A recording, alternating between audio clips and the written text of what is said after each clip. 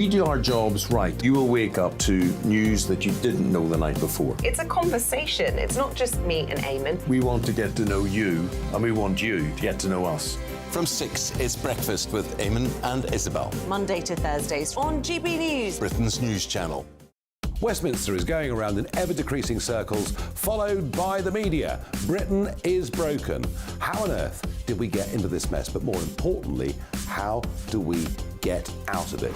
Join me at 7 p.m, Mondays to Thursdays on Farage, here on GB News. We will have open, rational debate. We've got to work out how Britain moves forward from this. Join us here on GB News, the People's Channel. Britain is watching. When the news happens, it happens here. And really important breaking news. Breaking news this morning. On TV, radio and online, the news starts here on Britain's Newsroom. All the biggest stories and the answers that you need from across the UK and beyond. Join Britain's Newsroom from 9:30 on GB News. The People's Channel, Britain's news channel. Join me, Patrick Christie's Monday to Friday, 3 till 6. We tackle the day's news agenda like you've never seen before. It's high tempo, high octane, the most controversial topics and the best guests. You will not be able to take your eyes and ears off it. I'm not afraid to ask the questions that you really want answered. 3 till 6 p.m, Monday to Friday on GB News, the People's Channel, Britain's news channel. People in Britain, they love free speech, but they also love fair play. I don't care if I'm speaking somebody from a trade union, from the Labour Party, somebody from the SNP. And I think the viewers like to see that actually we can challenge one another, but in a positive way. We think we ask the questions that people want to ask, and often we ask the questions that we wanted to ask in Parliament but never got the chance to ask. So join us every Saturday, 10 a.m. till noon on GB News, Britain's news channel. It's all about family, being in people's living rooms, all the interaction and getting to know who our viewers and listeners are. When I was young, my dad used to say, "Nana, stop arguing." I wanted an outlet that would enable me to give my opinion. People are going through a really hard time right now, and I know that you don't feel like you're being listened to by the establishment. I came to GB News because it's the People's Channel, and I want the audience to have their say on the events of the day. We're dynamic. We do something different. Democracy shows that the wisdom of the nation is in its people. I get to travel to find out what the story is from a personal perspective. The British people aren't fools. We know when we're not being told the full story.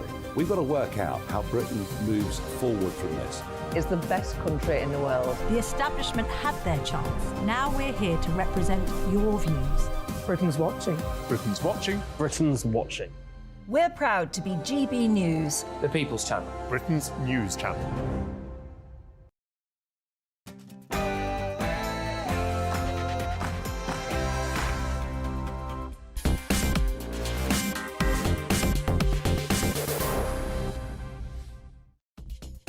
Good evening. Well, a very big reaction to Coutts closing down my bank accounts and the reasons given. And I have to say, it's been amazing to see everybody from the Prime Minister Rishi Sunak to Elon Musk getting involved and having a say. But we're not going to rest here. No, what we need to do is get together the thousands of people who have been treated so appallingly by our bailed out banks and fight back. More of that and how to do it in just a moment. But first, let's get the news with Polly Middlehurst.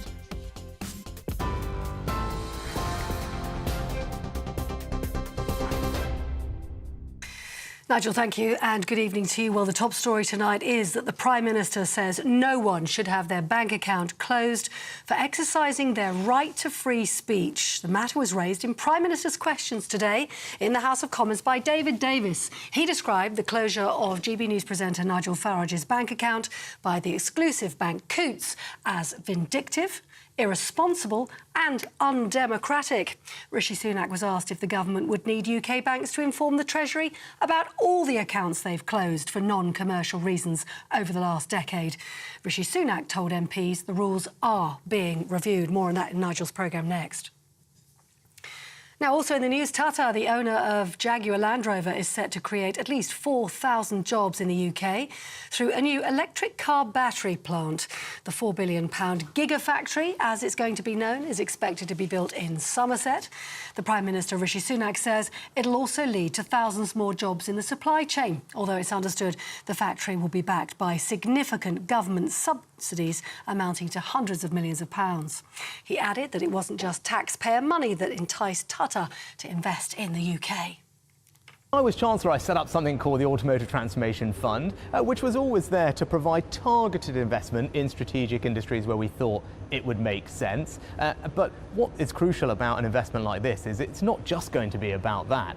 It's going to be, as I said, about the quality of the workforce that we have here, the quality of our infrastructure, the road and rail connections, the approach to regulation, the competitiveness of our tax regime, which we have changed to make it more attractive for businesses to invest. Inflation has fallen today, but the Chancellor says the government isn't complacent about the current cost of living and says he understands people are worried about rising costs. Jeremy Hunt was responding to the latest inflation figures, which have fallen faster than expected in the year to June. Inflation now stands at 7.9%. Last month, it was 8.7%. The Office for National Statistics says the fall may ease pressure on the Bank of England, which had been expected to raise interest rates next month. And lastly, in the United States, the former President Donald Trump has lost his bid for a new trial after the verdict that found him liable for sexually abusing and defaming a celebrated writer. E. Jean Carroll won the lawsuit and was awarded more than £3.8 million in damages. Trump had argued awarding her with more than £1.5 million in compensatory damages for sexual assault was excessive, because the jury had found he had not raped her, and the defamation was therefore based on pure speculation. You're up to date on TV, online, DAB+ radio and the TuneIn app. This is GB News, Britain's news channel.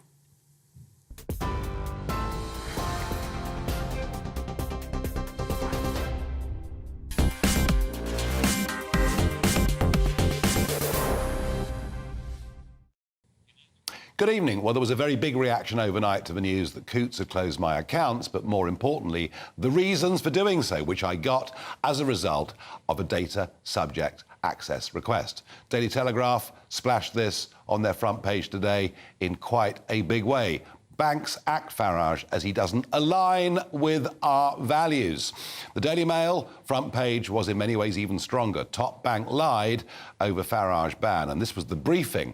This was the briefing that they'd given, that my accounts had been closed because my amount of money in the account had fallen below a certain level. Absolutely not true if you look at the minutes of the meeting of the 17th of November last year when they decided I would be exited. They said at the same time I was commercially viable. Well, unsurprisingly, this reached its way to Prime Minister's questions, with Jacob Rees-Mogg saying this. Right, we've lost the sound on that, which is a great shame. And here's what David Davis had to say and Rishi Sunak's reply. The Prime Minister, back to the question raised quite rightly by my right honourable friend, the member for North East Somerset. The opposition politician he was referring to, of course, was Nigel Farage, whose bank account was closed, not because he was a PEP, not because of commercial reasons, but because his views did not align with the values of Coutts Bank. A thinly veiled political discrimination, a vindictive, irresponsible and undemocratic action. But in addition, NatWest also disclosed confidential details about Farage's account to the BBC and lied about the commercial viability of his account, actions which ought to jeopardise its banking licence and should certainly worry NatWest's 19 million other customers. So he's told us what he's going to do for the future, but there are many other people in this circumstance. So can he require every bank with a British banking licence to inform the Treasury of all the accounts they've shut down for non-commercial reasons the last decade? Well, Mr. Speaker, I know that the honourable gentleman has spoken to the Chancellor about this particular issue, and I know he'll continue to have those conversations. In the short term, having consulted on the payment service regulations, we do intend to crack down on this practice by toughening the rules around account closures. But in the meantime, the Financial Ombudsman Service is available for people to make complaints to, but I look forward to continuing the dialogue with him, as indeed does the Chancellor. Well, that was Rishi Sunak's advice. Go to the Financial Ombudsman, and that's a point I'm going to bring up with Danny Krueger a bit later in the show. But he clearly, within a couple of hours, decided he wanted to go further. And this is the tweet that the Prime Minister put out. He said, "This is wrong. No one should be barred from using basic services for their political views." And interestingly, you'll see with this that Elon Musk added to the tweet saying, "Hear, hear." Musk, of course, a great defender of free speech. Now, Grant Shapps and I have never agreed on, well, anything really, over the years. He's been a Remainer and completely the opposite view to me on most things. We've never been uncivil with each other, but we've never agreed or been on the same side until this morning on GB News. It cannot be right that when people choose to go into public service, and regardless of their views, and I'd say I don't have to agree with Nigel Farage's views or Labour politicians' views or whoever, that is not the point. The point is people should be able to get banked, and there is no excuse for the banks not allowing those bank accounts to remain open. And by the way, often to refuse to open them in the first place. So the Financial Conduct Authority, the FCA, have a big role in this. Guidance for them was already changed in 2017. It's clear it's not working. And that is what I think this latest fuss will help resolve. And I know that Andrew Griffiths, who Minister you may want to get on, the programme will be explaining to Parliament the further measures that will be taken. So strong stuff there, really, from Grant Shapps. But Suella Braverman went even further with a tweet. She said, "The Coutts scandal exposes the sinister nature of much of the diversity, equality and inclusion industry. Apparently anyone who wants to control our borders and stop the boats can be branded xenophobic and have their bank accounts closed in the name of inclusivity. NatWest and other corporates who have naively adopted this politically biased dogma need a major rethink. This is also an issue for the public sector too, which is why I'm reviewing our policies at the Home Office." Well, I know where, fairly and squarely, Suella Braverman was aiming her language. You see, Coutts is a relatively small bank. It's a bank for the rich. It's a bank for the famous. And perhaps in my case now, a bank for the infamous as well. But the real boss of all of this is NatWest. NatWest, part of the RBS group, but they really are the parent company. And the boss of NatWest is Dame Alison Rose. Now, The Telegraph wrote a piece today, and we've seen some of this stuff before about her, but they wrote a piece today, Dame Alison Rose, the bank boss who steered Coutts' diversity drive, the chief executive of NatWest, has overseen a pivot towards saving the planet and LGBT rights since taking the helm. Well, we sent our producer, Joe Casper, to NatWest HQ today to try and get some reaction down there. And he asked a simple question: should anyone's bank account be closed down over political views like mine? Have a listen. No way. No way. No. Sorry. It would be a mistake to close accounts on the basis of people's political views. It's a funny one, really, isn't it? No. I'm not sure. I don't know enough. No. No. No interest, sorry, pal. Absolutely not, no. It's like people should be offered, like, you know, basic services, regardless of their, like, political opinions or their colours, or, you know, it's just a discrimination. It's a basic things to live. Well, hopefully it doesn't have just one account. Yes. Why? Because Nigel Farage is a I think it's terrible, if that's true. I don't know. I don't know, mate. I've got to get to work. I think we're all entitled to our own views, but it depends on what those views are, how radical are you going. Well, Nigel Farage had his bank account shut down by NatWest because they thought he was a race... Exceptional case, I agree with that. You do agree with that? Yes. Why? Because I just can't bear the man. Why? What is there anything in particular that you disagree with? His racist views. I'm trying to be balanced, but unfortunately, when it comes to him, I can't be. Well, lots of strong views on the streets there, but of course a vast majority for common sense. Now, it is no wonder that Suella said what she said, because under Alison Rose, we've got this extraordinary situation in NatWest where staff are allowed to identify as men and women on different days as a part of a series of LGBT-friendly measures. And if you identify as non-binary, you've got a double-sided lanyard. So you can be a man one day and a woman the next day. Maybe that's what banks should be in the business for, I don't know. From most journalists and most outlets, we've seen common sense. One who hasn't come round is former BBC lifer John Sopel, now who's escaped to Global. And his original tweet said, "You must feel a bit of a Charlie if you're Nigel Farage and you claim that it's all an anti-establishment stitch-up, that your accounts have been closed, when it's just you're not rich enough for Coutts." I'm thinking of starting a GoFundMe page for Nigel to get him his bank account back. Well, you know, I said, "Hi, John. Who is the Charlie now? It looks like you for swallowing the Coutts PR spin. I look forward to your apology." And I've got to tell you, there has been absolutely none.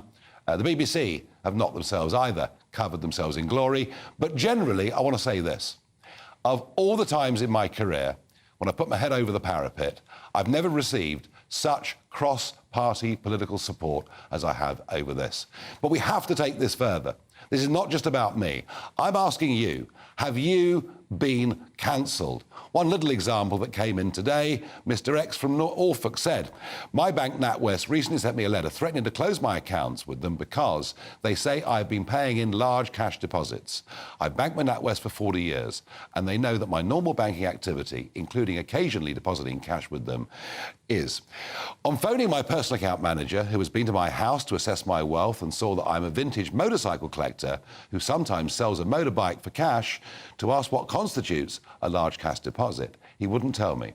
He also said that people who deal in cash are criminals, tax evaders and money launderers. I recently received an email from NatWest clarifying that the maximum I can deposit in cash is £3,000.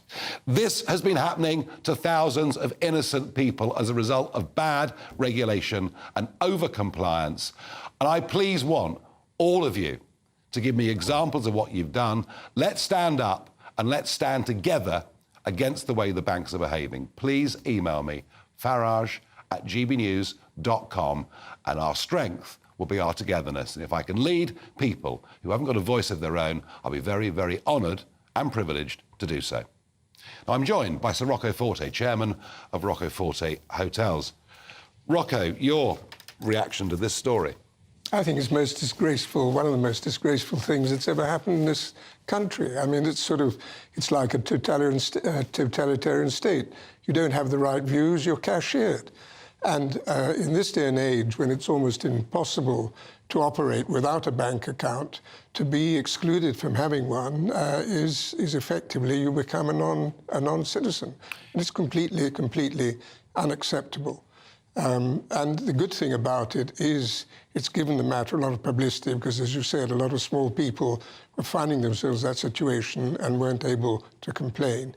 Now they can, and hopefully the government is looking at it. But I hope the Prime Minister does take some action, because usually he just kicks things into touch and forgets about them for a few months and a few years. You're right. There could be an element of self-interest here, though, couldn't there? Because if Labour are going to be in next year, they might think, oh, gosh, you know, maybe we'll start getting penalised by some of these rules. I'm a little bit more optimistic. I think something might happen. But, Rocco, your point, you know, about businesses, small businesses, men and women, particularly those dealing in cash. You know, whether you're running a fish stall or you're a window cleaner or whatever it is, the banks do not want to take cash anymore, do they?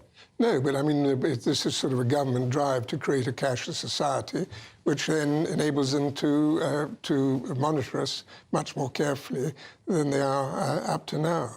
And there are some transactions in cash, and you can't possibly avoid that. And obviously, with small businesses, they do take cash and have to take cash. So if you're not able to open a bank account, what else do you do? What else can you do? Well, as a channel, GB News have launched a Don't Kill Cash campaign. We've got 220,000 people that have signed our petition because, like you, my fear is if everything's digitised, they can control how we spend our money. And what we spend it on. And what we spend it on. No, I'm genuinely worried about this too. A thought about business, Rocco. You know, you have said quite famously recently that we become an anti-competitive country. Is it any wonder that people are leaving?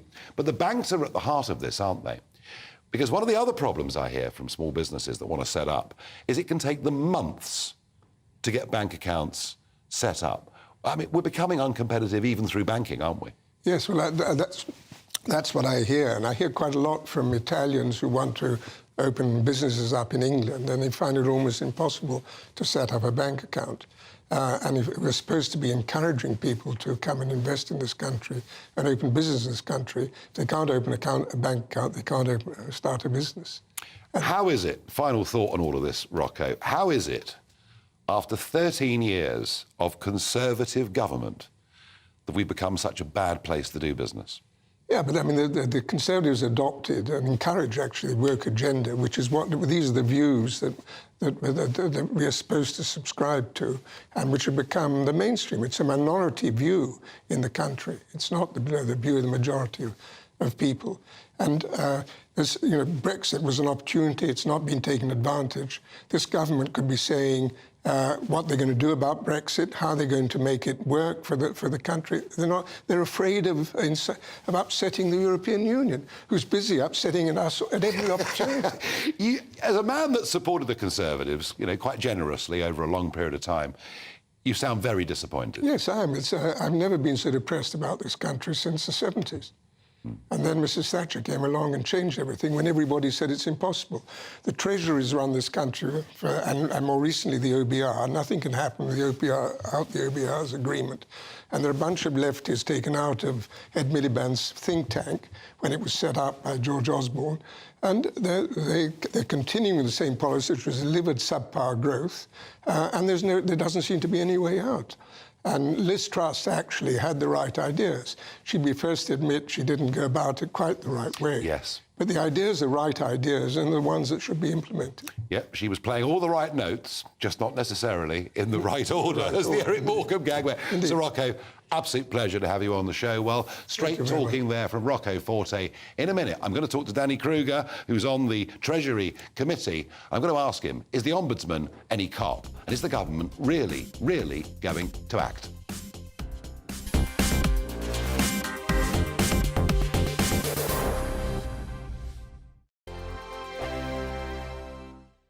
What you get for breakfast is something that, if we do our jobs right, you will wake up to news that you didn't know the night before. It's a conversation. It's not just me and Eamon. We want to get to know you, and we want you to get to know us. From 6, it's Breakfast with Eamon and Isabel. Monday to Thursdays on GB News, Britain's news channel. Westminster is going around in ever-decreasing circles, followed by the media. Britain is broken. How on earth did we get into this mess? But more importantly, how do we get out of it? Join me at 7 p.m, Monday to Thursdays on Farage, here on GB News. We will have open, rational debate. We've got to work out how Britain moves forward from this. Join us here on GB News, the People's Channel. Britain is watching. When the news happens, it happens here. And really important breaking news. Breaking news this morning. On TV, radio and online, the news starts here on Britain's Newsroom. All the biggest stories and the answers that you need from across the UK and beyond. Join Britain's Newsroom from 9:30 on GB News. The People's Channel, Britain's news channel. Join me, Patrick Christie's, Monday to Friday, 3 till 6. We tackle the day's news agenda like you've never seen before. It's high tempo, high octane, the most controversial topics and the best guests. You will not be able to take your eyes and ears off it. I'm not afraid to ask the questions that you really want answered. 3 till 6 p.m, Monday to Friday on GB News, the People's Channel, Britain's news channel. People in Britain, they love free speech, but they also love fair play. I don't care if I'm speaking somebody from a trade union, from the Labour Party, somebody from the SNP. And I think the viewers like to see that actually we can challenge one another, but in a positive way. We think we ask the questions that people want to ask, and often we ask the questions that we wanted to ask in Parliament but never got the chance to ask. So join us every Saturday, 10 a.m. till noon on GB News, Britain's news channel. It's all about family, being in people's living rooms, all the interaction and getting to know who our viewers and listeners are. When I was young, my dad used to say, no, stop arguing. I wanted an outlet that would enable me to give my opinion. People are going through a really hard time right now, and I know that you don't feel like you're being listened to by the establishment. I came to GB News because it's the People's Channel, and I want the audience to have their say on the events of the day. We're dynamic. We do something different. Democracy shows that the wisdom of the nation is in its people. I get to travel to find out what the story is from a personal perspective. The British people aren't fools. We know when we're not being told the full story. We've got to work out how Britain moves forward from this. is the best country in the world. The establishment had their chance. Now we're here to represent your views. Britain's watching. Britain's watching. Britain's watching. We're proud to be GB News, The People's Channel. Britain's news channel.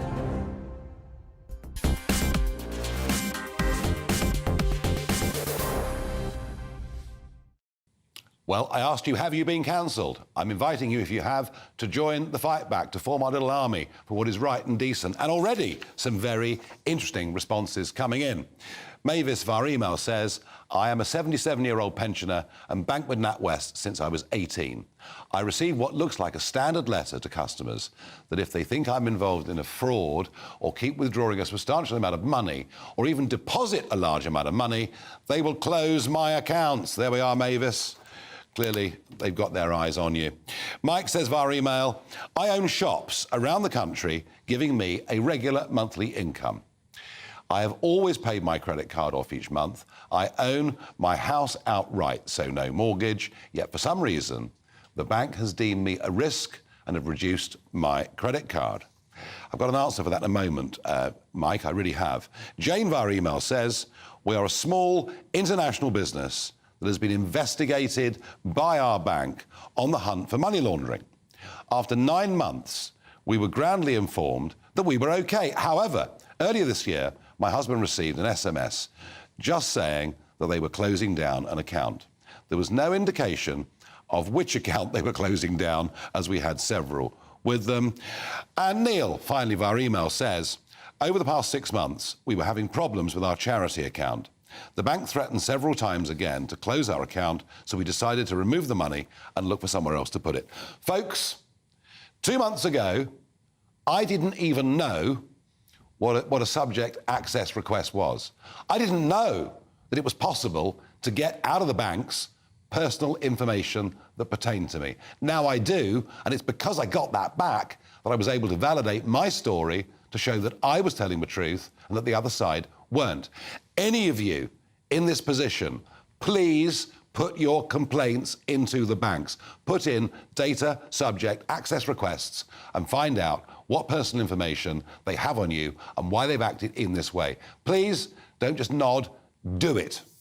Now, I'm joined by Danny Krueger, Member of Parliament for Devizes and member of the Treasury Committee. Crucially, Danny, welcome to the programme. David Davis's intervention earlier on, I mean, kind of questioning whether NatWest deserved a banking licence. It was strong stuff. And the Prime Minister responded by saying that those that have a complaint, such as our viewers who've just, just emailed in, should go to the Financial Ombudsman. But here's a problem. A friend of mine had his Coutts account closed after 15 years. He'd been a city trader, he'd been a high earner, perhaps not earning quite as much now as he was in the old days. So he'd been a long-term customer of Coutts, gets a summary letter, such as I had, closing him down, and so he writes to the Ombudsman 15 months ago. Yeah. He's still emailing. He was promised within 6 months an answer, but 15 months on, he's still emailing the Ombudsman. Should I take Rishi Sunak's advice?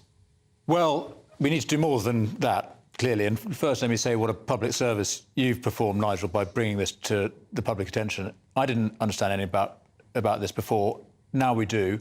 And it helps explain what's been going on for me as well. I'm the co-chair of a new group of Conservative MPs. We call ourselves the New Conservatives. Yep. It's all about the post-2019 voter coalition. We're trying to open a bank account. We're being sent from bank to bank. Are you? So, struggling to do so. I hope we'll get there. Trying with NatWest at the moment. So we'll see. There clearly is a problem. I mean, the good news is, and this all started a year ago. Do you remember the PayPal business? PayPal closed down the accounts of Free Speech Union, Us for Them, anti-lockdown, free speech organisations. I raised that in Parliament. It is now a year ago. The government has responded, and what we heard today is that, probably in light of what's been going on with you and others, of course, there's a whole host of others, as you know. They are going to initiate changes to the way the Ombudsman works. And you're right about the bureaucracy, but just quickly, let me just finish what they're going to do. They're going to say that it's not just about whether you've been treated fairly, because what does that mean? They could decide you've been treated fairly. Sure. They're going to insist that fairness means free speech. So you cannot be debanked on the grounds of your lawful right to free speech. I am thrilled to hear that. But I want to ask you, Danny Krueger, as somebody on the Treasury Committee, how have you allowed How have you allowed the Ombudsman to be this lax? Well, and that is a responsibility for you on that committee. Well, fair challenge. Of course, ultimately they're regulated by the government and we're Parliament. We had the Financial Conduct Authority in today, and I was pushing them on this. I was slightly mollified by their answers. What they said very clearly is there is no grounds on which an individual can be debanked because of their political opinions. They said that with absolute clarity. Did they? So, what we're waiting for now is this further regulation that will insist on the Ombudsman that anyone who's handling payments will not be able to remove somebody's account on the basis of their lawful expression of free speech. So Andrew Griffith, who is the Treasury Minister responsible... Who seems very sincere, by the way. He's absolutely right, and he's been talking to a number of... I don't know if he's spoken... I think he has spoken to you personally. He's spoken to others, including people I've connected him with, people who've been the victim of this. As you were saying earlier, it's a sort of weird combination of bureaucracy. I mean, all the problems that your listeners are just describing there, it's sort of algorithms, it's computer says no, it's just a sort of systems rather than humanity. But it's also this kind of culture of thinking that there are certain opinions that are, that it's possible to disregard. Well, unacceptable. I'm delighted to hear the government say what it said, and if we can push through legislative changes on this and do it quickly, I'll be delighted. But there are other problems that exist within banking, and Rocco Forte and I touched on this. There is an attempt. I mean, let's face it, Rishi Sunak is pro us having central bank digital currencies. He's pro a completely cashless society where every transaction that we do can be monitored, we can be limited in what we spend. I'm terrified at the prospect, but we're moving towards a cashless society, hence the GB News campaign, Don't Kill Cash.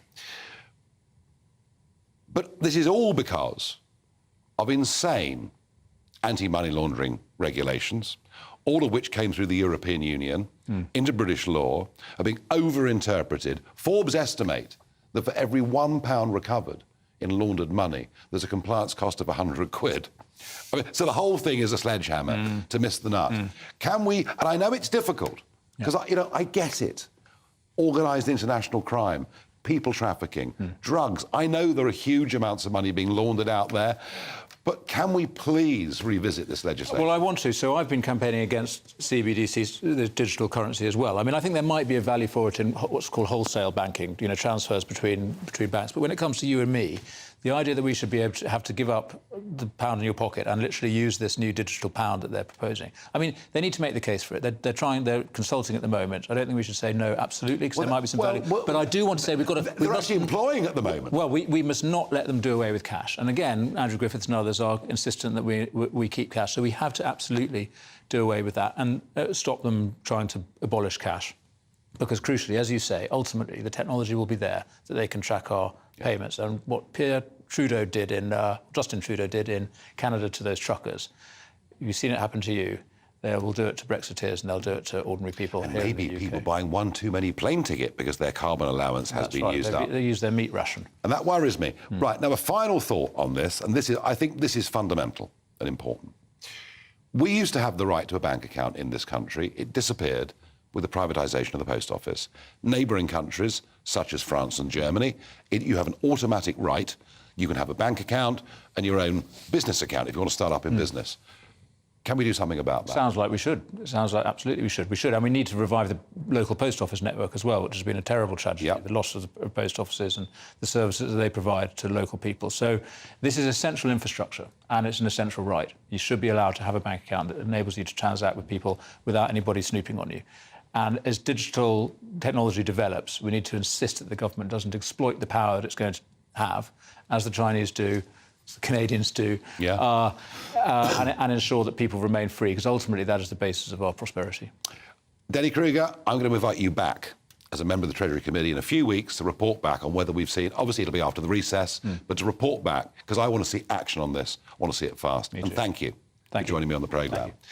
Now, I said earlier that I've never put my head over the parapet and received so much cross-party support. Yes, there are some people that can't stand me and think it's quite right that I should just be eradicated from society, but they are few in number.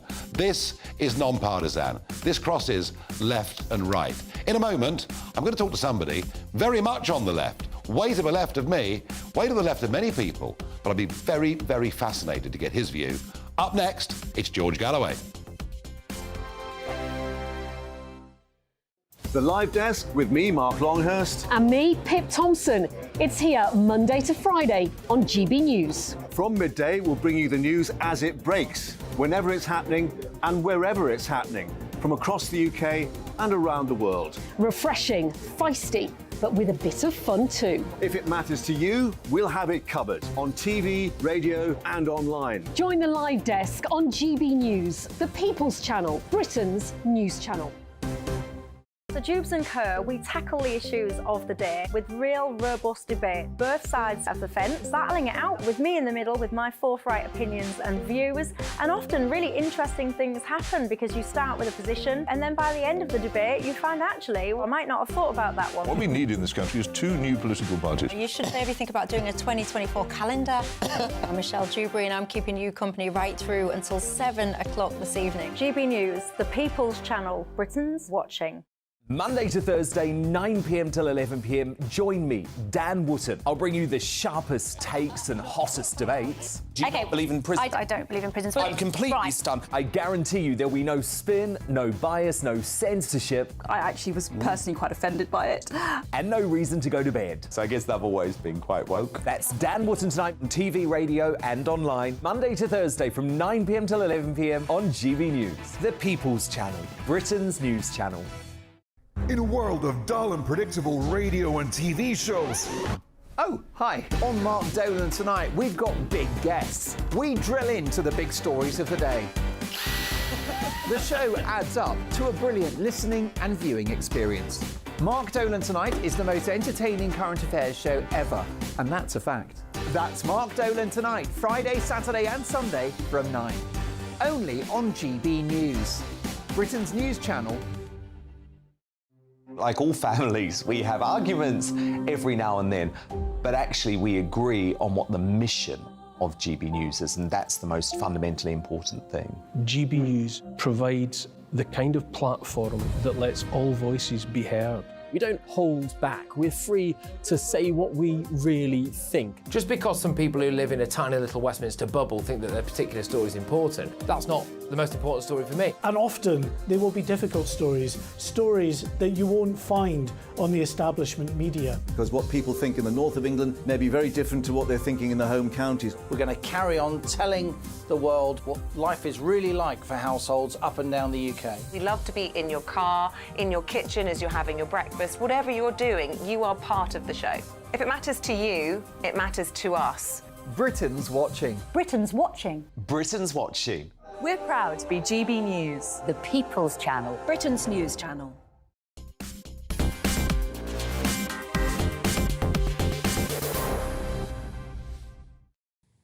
I really believe I've lifted the lid on something very, very important here. People should not be closed out of society for holding legal, personal views. I'm pleased that Rishi Sunak has acknowledged that and backed that. But this isn't about the Conservative Party. It isn't about those on the right of the spectrum. It isn't even about whether you're a Brexiteer or a Remainer. At least it shouldn't be. I'm joined now by George Galloway, former Labour Member of Parliament and leader of the Workers' Party of Britain and host of the Mother of All Talk Shows podcast. George, what's your reaction to this Coutts story? Well, not for the first time. You're really making the weather. The fact that from me to Andrew Neil, and now we're joined, buttressed by Rishi Sunak, a small buttress, but a buttress nonetheless. It's quite clear you're on the verge of yet another victory. So I take my hat off to you. It is a signal service that you have done. Look, Nigel, the idea of the banks, of all people, being the moral arbiter of value when they are the very same people and institutions that brought us to the brink of ruin and almost destroyed our economy, had to be saved by the taxpayer. And I hope you remind people that 40% of NatWest, the parent group of Coutts, is still in public ownership. So they have an extra obligation to that obligation you just spoke about, the obligation to provide the opportunity for everyone to have a bank account. But of all people, to seek to impose a set of values, banker, seriously? Yeah, I mean, look, you know, NatWest, George, have 19 million customers. There is talk now of their being able, through AI and other tech tools, to monitor the social media comments of those 19 million customers. It seems that the drive towards censorship, do you believe this government will actually act and do something? Not on the censorship front. I think there's an ironclad consensus across the front benches, across the so-called mainstream political parties, to keep as many people in as much of the dark about the truth as possible. And you can see why. Their own performance, their own views, their own...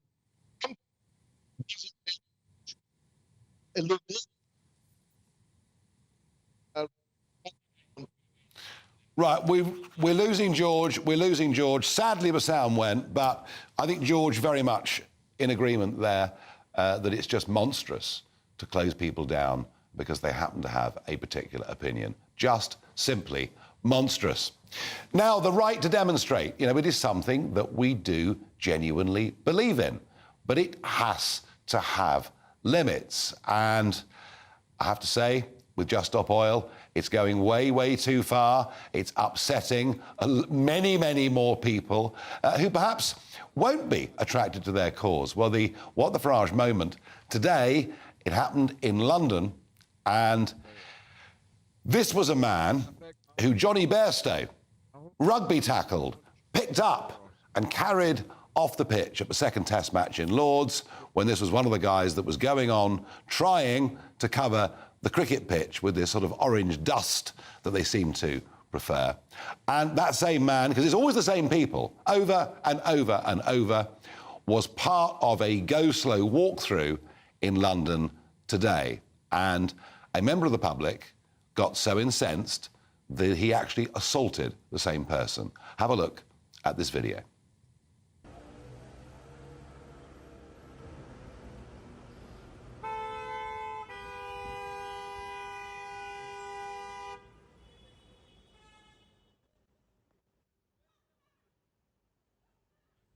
So there's what we see. It's happening almost every day in London. The genuine go slow, the traffic snarling up. It's all really too much. And one person gets carried away. There's the guy there in the red baseball cap, and he's pushed the bloke to the ground and kicked him. And other members of the public are saying, hey, come on, calm down, let's leave this situation. And he gets back into his car. But, I understand the very, very deep frustration. I understand that there are people who, they're running their own businesses. They might be living on the breadline. They're struggling. They might want to get to a doctor's appointment. They might want to get to a family funeral. And they're sick of these idiots blocking their way. But I think it's important that we say this. Two wrongs don't make a right. And however mad or frustrated you are at this crazed fringe, resorting to violence is not ever going to win you the argument. But it does, it does bring out a very, very big question. Why are the same people allowed to repeat offend again and again and again? OK, there's a new statement out from Coutts. We recognise the substantial interest in this case. We cannot comment on the detail given our customer confidentiality obligations. However, it is not Coutts' policy to close customer accounts solely on the basis of legally held political and personal views. Decisions to close an account are not taken lightly and involve a number of factors, including commercial viability, reputational considerations, and legal and regulatory requirements. We recognise the critical importance of access to banking. When it became clear that our client was unable to secure banking facilities elsewhere, what's coming here, and he has confirmed publicly he was offered alternative banking facilities with NatWest, that offer stands, really. We understand the public concern that the processes for ending a customer relationship and how that is communicated are not sufficiently transparent. We welcome the anticipated HM Treasury recommendation in this area, alongside and ask to prioritise the review of regulatory rules relating to politically exposed persons. We look forward to working with government, the regulator and the wider industry to ensure that universal access to banking is maintained. Well, that came a little bit out of the blue, but let's just deal with that. They talk about client confidentiality. That didn't stop them, did it? Briefing the BBC and the Financial Times on the 4th of July, telling them how much money I did or did not have in my bank account, didn't bother them tuppence at the time. And I'm very pleased to hear that the offer that was made to me at 5 to 7, 2 Thursdays ago, before I came into this studio to blow the lid off this scandal, I'm very pleased that the offer for a personal account still stands. But when I asked on that phone call, and by the way, up until now, that's never been confirmed in writing. But when I asked about a business account, I was told that no solution had been found at that time. And the fact they support changes in regulation, well, I'm jolly pleased to hear it. Perhaps they should have thought about that before. This morning, we got the inflation figures. They weren't very good, but they weren't quite as bad as they might have been. This leaves the Bank of England with a very major decision on what to do with interest rates. And one man who has been almost single-handedly leading the charge, saying stop putting up rates, it's causing too much damage, is GB News' Liam Halligan. He joins me in just a moment.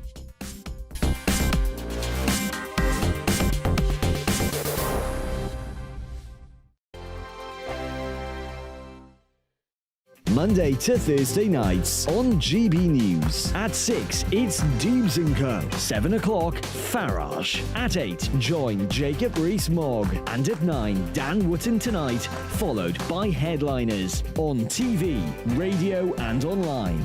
This is GB News. Now then, Lee Anderson here.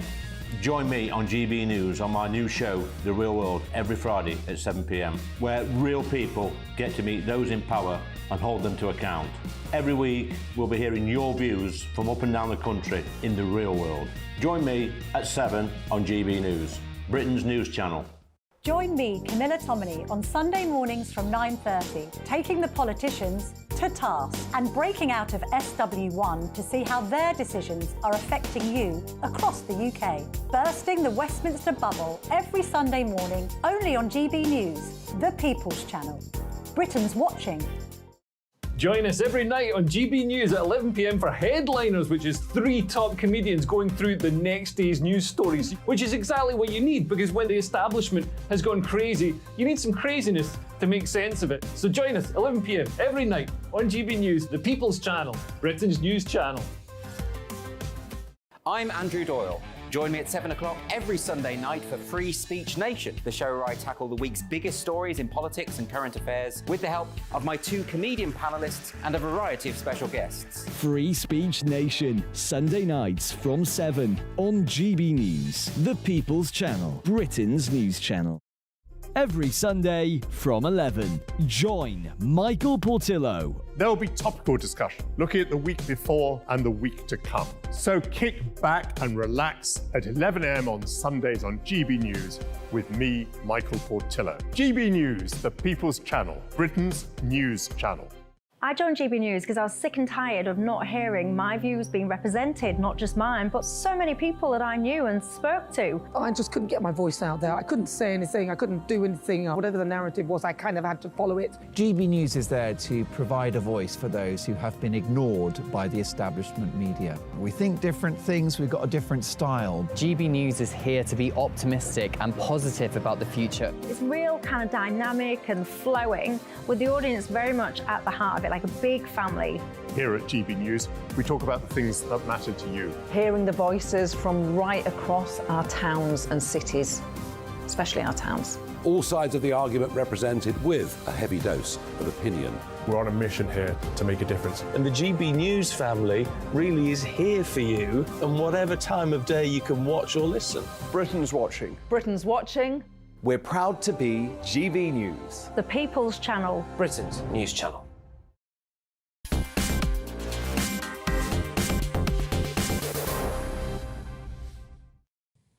At 7 o'clock this morning, we had the inflation figures. Now, remember, the May figures were a bit of a shock when they came in at 8.7%, inflation proving to be more sticky than the Bank of England had expected, and underlying inflation running at a worrying number. So GB News' economics and business editor, Liam Halligan, said to me last night, he said, so, Nigel, what do you think the figure's going to be? And I said it'll come in at 8, exactly 8. He said 7.8. It came in at 7.9, so no one... Let's call it quits. No one owes anyone anything. We'll have to buy each other a drink. That's all right, I don't mind that. Liam, it's still not a great figure, is it? Because if we look at America, where inflation is down to what, sort of 3% and a bit, most other European countries, some of them shot way above us, but they've come back. Still not a great figure. It's not a great number. The May figure, Nigel, was 8.7. Yeah. That was a shock because it was the same as the April figure. Far from being transitory, as you say, inflation in this country is proving very sticky. The figure that came out this morning was 7.9%. That's way down from the 41-year high of 11.1% last October, but it's still almost 4 times the Bank of England's 2% target. And as you say, we are an outlier. Inflation across the Eurozone, 5.5% on average. Yeah. And in America, it's 3.0, largely because our American cousins have cheaper energy, not least because they're exploiting their own oil and gas a lot more than we are. Gosh, are you allowed to say that on British television? Yeah. You might get your bank account cancelled for that. You never know. That ship has sailed. I'll come to that in a moment. So, Liam, you have been urging in your Sunday Telegraph columns and what you've been saying here at GB News, you've been urging to the Bank of England, you've been saying, look, you guys were too slow to put rates up, but now, given the stage of the cycle we're in, stop putting them up. And yet everyone thinks that at the next Monetary Policy Committee meeting, that interest rates will rise again. The speculation was 0.5%. Maybe today it's 0.25%. You're still urging no more rate rises? Absolutely. We've got 13 rate rises in the tank. Monetary policy, interest rate changes operate with, quotes, long and variable lags. That's what Milton Friedman wrote, and that's been proven over time. The Bank of England was very late to get going with interest rate rises. All the main central banks were, but we compounded that delay error by raising very small increments, just by a quarter point, when the Federal Reserve was going for big, hefty, half-point interest rate rises, really getting on top of the problem. And it strikes me that now the bank is in danger because it's trying to regain its shattered credibility by going for masochistic, massive rate rises all the time. It's in danger of compounding the problem because it's completely clear, Nigel, the UK economy has stalled. We've now got 0% growth. A lot of businesses are suffering, a lot of households are suffering. The rate rises that they're doing now, they won't come into effect for a year, 18 months, by which time the economy will have been through an even deeper recession. The extraordinary thing is, the last time interest rates were here in the United Kingdom, £1 bought $2. And that shows you how uncompetitive we've become. It shows you how our productivity has stalled. We have lower productivity than France, which seems almost impossible to me. I mean, there are some really fundamental, deep-rooted problems here, aren't there?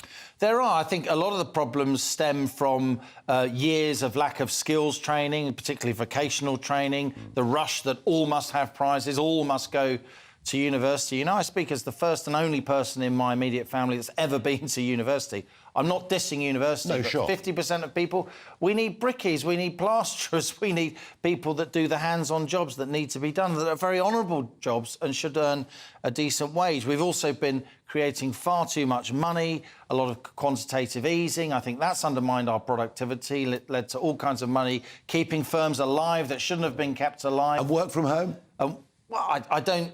Look, there's a whole work-from-home industry now. There is a balance to be struck. I think the balance has gone too far the other way, where people expect to only work 1 or 2 days in the office. You don't get the same creativity. We all know that. And, of course, the whole working-from-home bias, it means that those people with hands-on jobs, particularly in the service sector, they become second-class citizens because they've got to go to work every day. They've got to pay their train fares. Look, I think the Bank of England has got an opportunity here.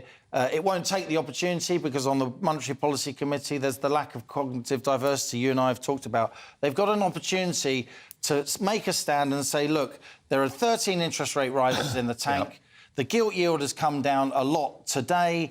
They can say, we're not going to do a half-point rise, we're only going to do a quarter-point rise, and maybe this may be the last rise, to try and steer the markets and to convey to them that we've got the confidence, we're on top of this inflation problem, it's coming down soon. Financial news very much dominating the news today, in particular, the NatWest Coutts group, with Alison Rose and the woke agenda, and the fact that I don't align with their views and I don't fit in with their diversity and inclusion agenda.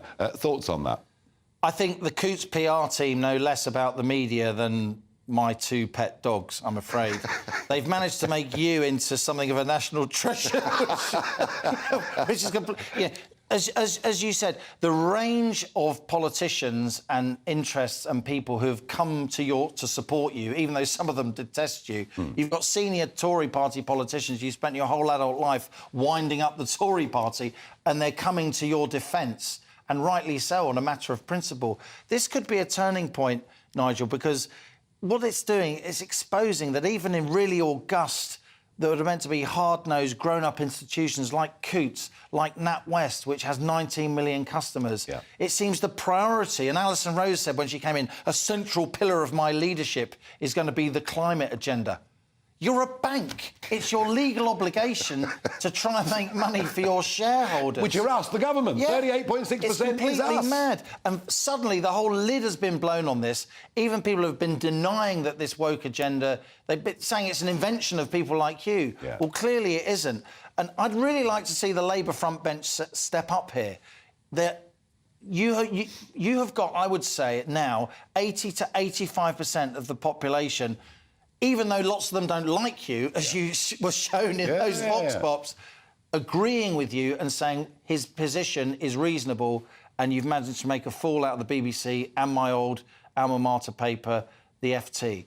Labour need to step up and say, we think this is wrong. We know it's Nigel Farage, and it would do them a power of good in the polls as well. Will they take that opportunity? Let's hope it is a turning point. Liam, thank you as ever. Jacob, who was busy asking questions at PMQs. Are we going to get change? Well, I think we're going to have to. I think what Liam's been saying is absolutely right, that for years you had to kowtow to diversity and inclusion. We now find out that diversity and inclusion means if you don't agree with me, you'll be taken out and cancelled. You're excluded. You're excluded, that's right. It's not about tolerance, it's not about liberal values or a liberal approach to society. It's about agree with me or else. We had a chap on yesterday who had quoted the traditional Christian view that pride is a sin, and he had his membership of the Conservative Party suspended. We now have the position the data access requests have revealed. And that's actually fascinating, because that's a piece of EU legislation, which in normal circumstances you and I don't like. But it's revealed something extraordinary, and something I didn't want to... Jacob, I bank with Coutts. I want to be on their side. Well, he's next. He's next. I've no doubt about it. Your name is on the list, Jacob Rees-Mogg. No, they wouldn't dare now with the furore that's going on. I didn't even know what a data subject access request was 2 months ago. And I'm urging people who've been emailing in tonight saying they've been closed down, they're very distressed. I'm urging them now to use this process. Absolutely, because it's a very serious offence to delete any information that you hold once you've got a request, or if you think you're about to get a request, you have obligations to hold it according to your set policy. And you can't just change that randomly for one customer if you've said something embarrassing.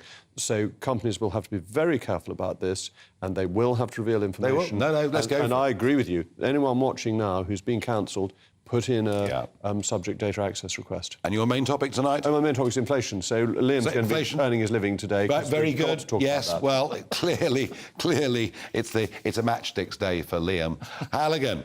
Well, we'll as long as they don't pay me in matchsticks. Well, let's see what the newspapers come up with overnight on this banking story.